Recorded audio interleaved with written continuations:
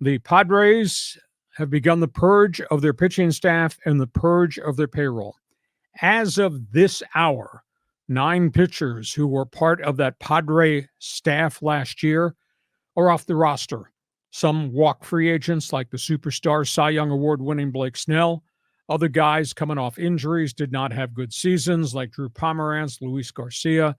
Total of 9 pitchers are gone from the Padres. And right now, that's a $91 million saving of the payroll from the guys whose contracts have come off the books. Now, that's the problem. I don't know what the solution is, because to go back into the marketplace, you're going to have to pay, and you have to overpay to get pitching. So the amount of money that is below what they spent last year is going to be spent pretty quickly, and especially if 30 million of that or 33 million of that winds up going to Juan Soto.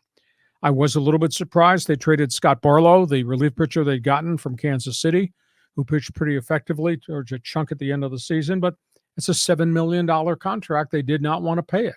So he's part of those 9 that's gone. They did not offer a contract to Tim Hill, nor to Luis Garcia. They did trade for a relief pitcher from Cleveland, Enyel De Los Santos, and they've also signed at this point 6 to 7 career minor leaguers. Those guys are AA, AAA. Maybe there's a gem there. I don't know if they're going to be a player for the Japanese pitcher Yashi Yamamoto, who today filed for free agency and effective Tuesday can start taking contract offers from teams. So the Padres obviously have cleared payroll. Unfortunately, they've cleared some significant pitchers off their roster. John, you're the biggest Padre fan I know.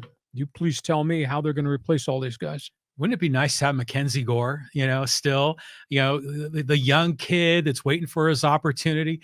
They need to have some of those kind of guys. And, Adrian Morejon is potentially one of those kind of guys. If he stays healthy. Right. And he's not. But you wonder, where within the system do they have guys that are going to be legit starters at the major league level? Well, the next one is Rob Snelling, but he's only at AA. I think he's a ways away from the major leagues. And then you got these other guys in AAA, and they just kind of cycle through the roster, and they're nothing special. So they've got a problem. I mean, if they're going to want to get some legit starting pitchers, they're going to have to go out and sign guys and pay a lot of money. Or you rent one in a trade. But what is the price you have to pay in terms of young talent if you want Corbin Burns in Milwaukee? If you want Shane Bieber from Cleveland? There's about 5 of those guys out there that you can acquire in a 1-year rental, but you're going to have to give up something to get them. Well, the Brewers just let go of Brandon Woodruff. But he's out for the entire season, shoulder surgery. That's right. So, every team is looking for pitching. There's just not enough pitching to go around. So I think the Padres are in a really tough spot here. I don't know how they're going to solve this. Well, name a manager first, and that may come right before Thanksgiving, and then we'll see what they do roster-wise. Historically, GM AJ, formerly Rockstar general manager, formerly Hot Lava guy, he's been able to go find guys. But this year, more than anything, since 9 have departed, he's going to have to go find a lot of guys. That's going to be a challenge. If you had a chance to wave your magic wand and undo the Juan Soto trade with Washington, would you do it? It wouldn't just be that one trade. I would undo all the contracts that GM AJ gave out because they are so pinned to a corner they can't get out of. People may like Manny Machado, but they're not going to take on 10 more years. Right. And they like Bogarts, who I think is a rock solid, steady guy, but not taking an 11-year contract. Obviously, Tatis at 14 years, Cronenworth 8 years. He gave out so many absurd contracts. They are now locked into those contracts that cannot be moved.